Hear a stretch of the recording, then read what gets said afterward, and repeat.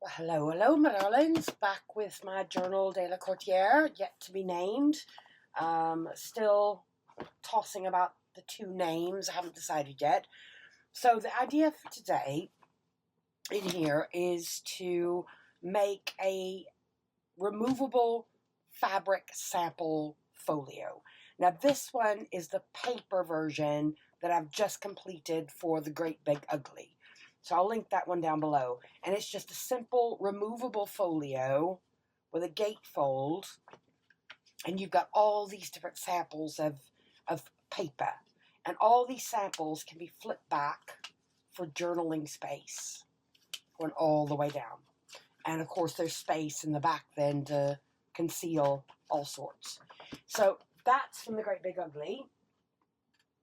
For my sewing journal, in the middle spread here, I want to make two of these. So I've done one and I've prepped the other one. So we can do this, the second one together here to show you. So for this one, I haven't attached anything on the back yet. Plenty of space to add some extra pockets or envelopes.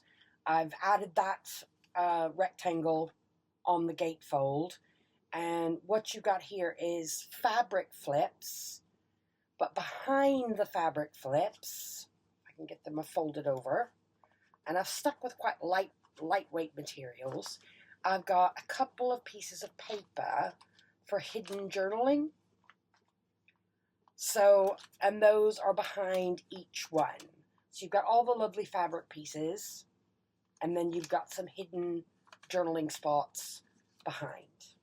So, first one I've ever made with fabric. Second one I've ever made, period.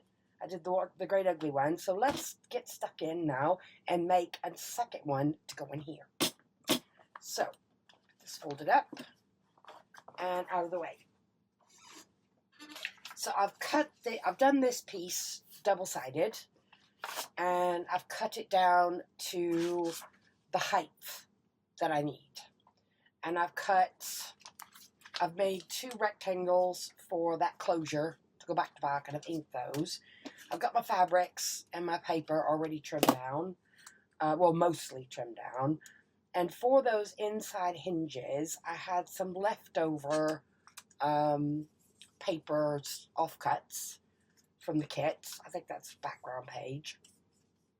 And I've cut them to 1 inch wide by the height of what I want my folio to be, and given them a score down the center. And I've already inked one side of that. So you want one facing one way, one facing the other way. And I haven't trimmed this down. I've left the width of whatever the letter was once I trimmed it coming out of the printer. And how I found my thirds was pinch one corner, pinch the middle, just by a bit, and then fold that into that pinch and line it up, because I know my edges are straight. So, once I've got that lined up, make sure I'm square and give it a crease. Bone folder has disappeared. No, it's there.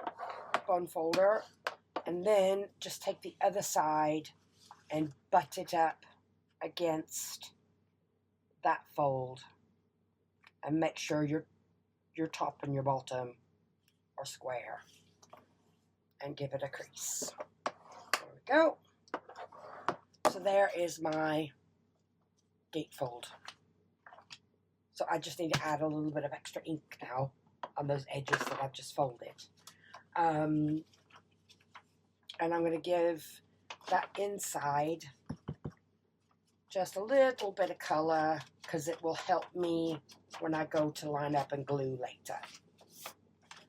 And that side on the short flap, a little bit of color. And this is, I'm using Timber Brown Stays On. So I quite like it. It's dark, but it's not black. And depending on how thickly you put it down, I quite like the effect up against the graphics that Rachel has used. So if you think like some of the pieces where you've got the sewing machine, the old Singer sewing machine, you've got that sort of darker sort of earthy brown kind of color going on. And again in here, that color goes well. Oh, not that edge. So these are an interesting idea. As I said in my Great Big Ugly video, the inspiration video, which I linked there, talks about seeing this idea done by other creators. But I've never actually seen it done before, so I'm really curious. Have you ever made a sample book like this? And if so, where did you see it? Or have you put yours up? And no, I'd love to see some examples for sure. So next thing, this goes away. And I need to get these put in. So I'm going to show you one side first of how I've done it. My sewing clips, and I need my glue. Now this can be done just with glue, Fabri-Tac, that kind of thing. These clips have been an absolute godsend. I've only had them a few days. I showed those in my last treasure haul. But honestly, they've been awesome because they're so perfectly flat. They're not leaving indentation marks on anything. So spread my fabrics out here so I can see what I've got.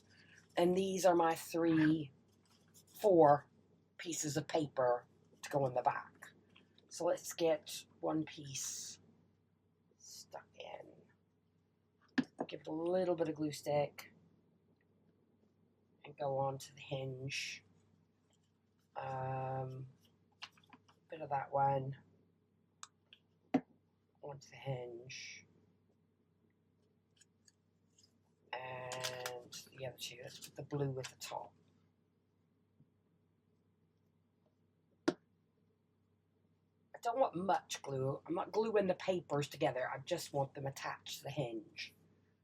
And that one down there.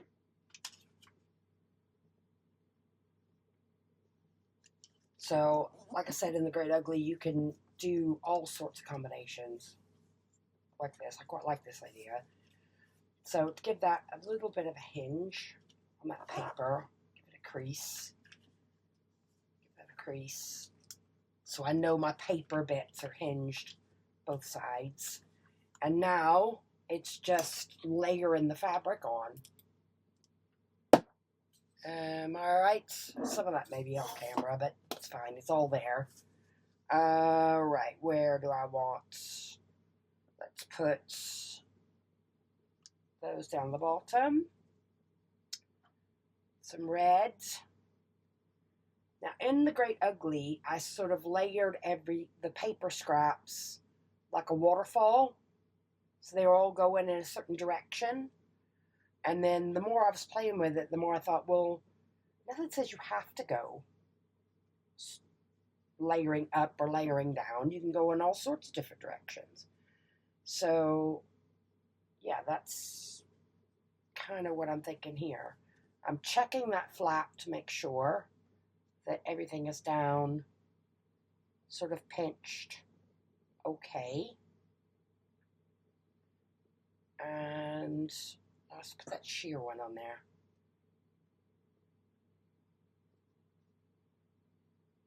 Some of these are a little fiddly to work with.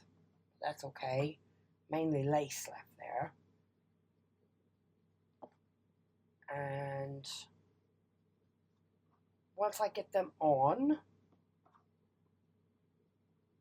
in a sort of direction I'm happy with,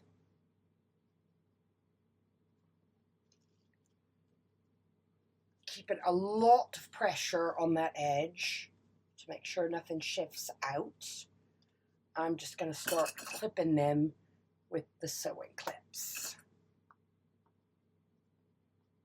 Now, if you don't sew, you could hand sew this, staple it, or go in with some really good glue and glue your fabric strips in. Or go in and staple them all in, and then go back and cover up your staples with a bit of trim or a bit of ribbon. So no, that's all there is to it. So I'm going to do that one. I've got that one done. I'm going to do this one now off camera and get them run through my sewing machine, which I've had an absolute battle with this afternoon. Honestly, I've spent like 2 hours troubleshooting the sewing machine. So I'm going to do that then, get that sewn, and then I'll pop back on. So back in a tick. Right, all stitched in, my darlings, and like on that first one, like I said, I've spent hours trying to debug that machine. Look at the state of the stitching on there. I know it's not going to come off. It's really wonky. Loads of missed stitches. It was dropping stitches like mad. And then my top thread was breaking. Not the bobbin, not the bottom, but the top thread was snapping. And I did everything. I redid the bobbin. It's had oil. It's had a blowout with air. It had everything.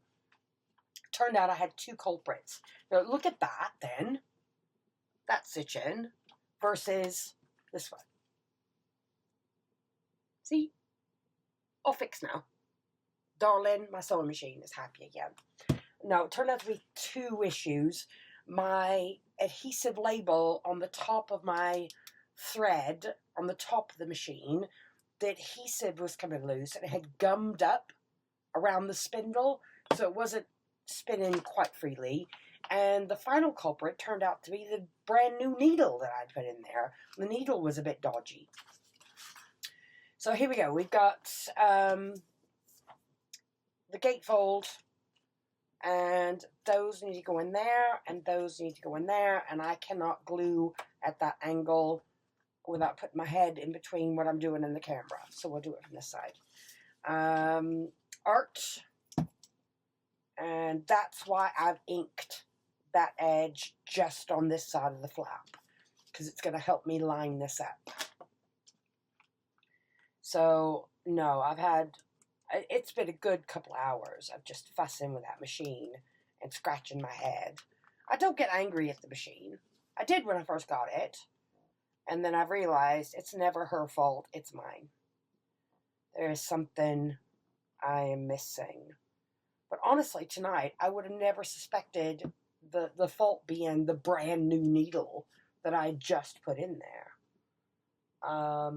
But after watching a couple of videos and stuff, it's like, well, no, because if you've got a flawed needle, it can have harsh bits on it, and it's dragging against that thread, so you'll get 2 or 3 stitches in, and the faulty needle is just shredding your upper thread. So done now anyway. So happy with that. And now let's get the other side put in. Honestly, these are so easy. And I don't know, is this an old idea? Just one that I've not come across before?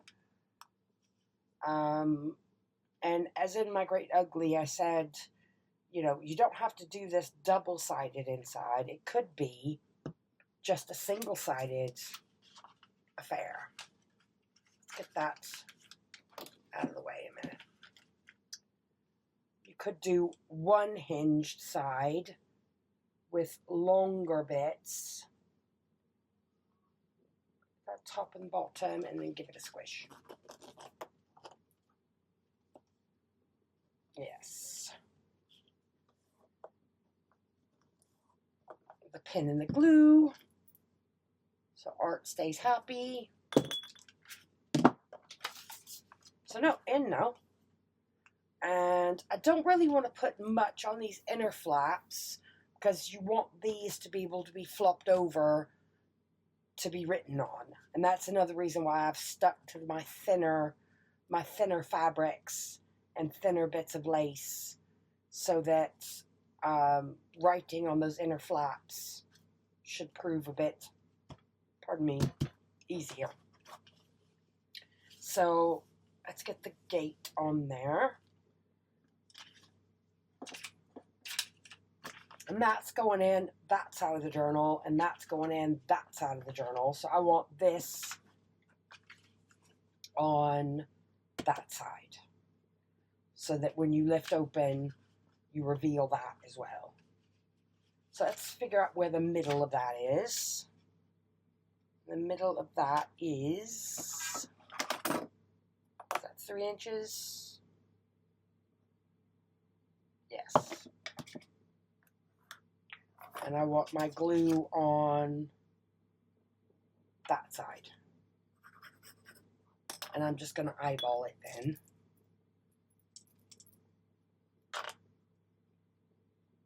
There we go.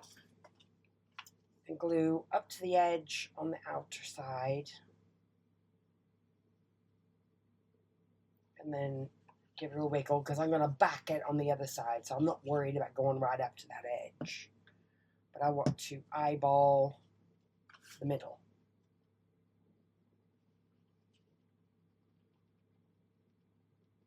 At least the best I can from my angle anyway.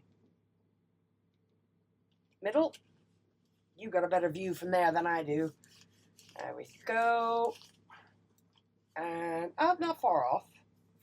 And then I want to get that one glued on the inside. And that's going to be all over. So no, the adventures with Darling the sewing machine this afternoon, honestly. We do have those moments. But every time I've got those longer sessions of trying to troubleshoot what's wrong with her, the sort of faster I'm able to sort it out normally. But it's just tonight, I would have never suspected it was that upper, just the factory label on my spool, or the brand new needle that I just put in there. There we go. And pin in the glue. Oh, art's bubbling.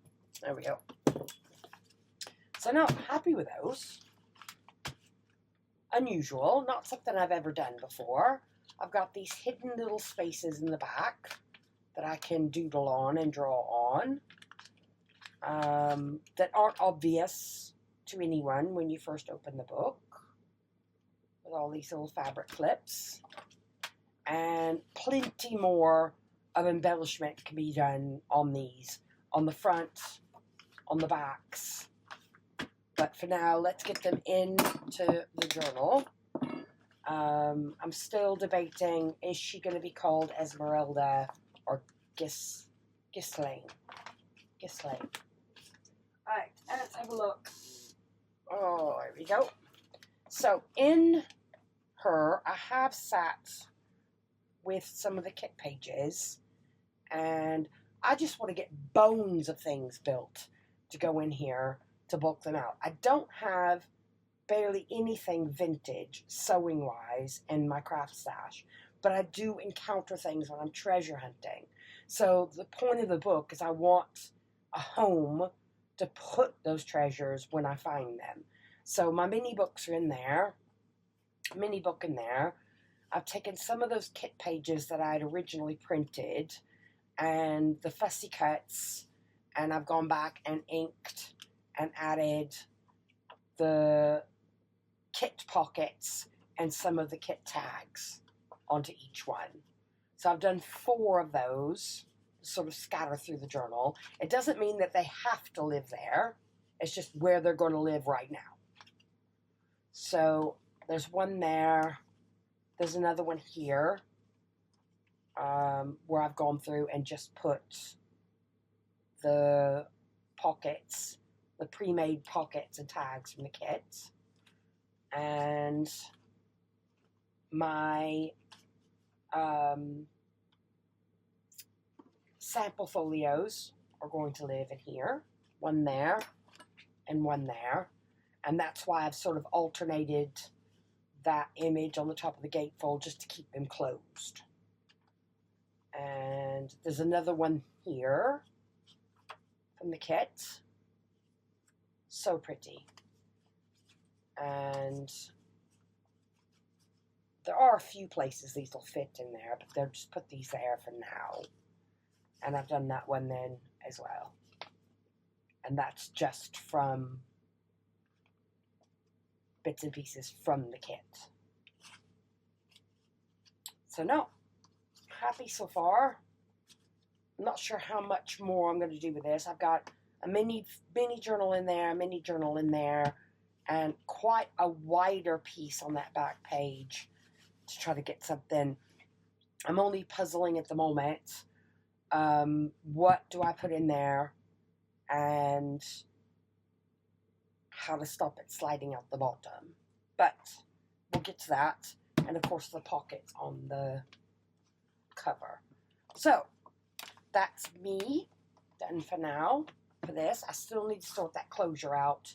There's still plenty of room for it to wrap up and curl on both sides. So it rolls on this side and it rolls on that side.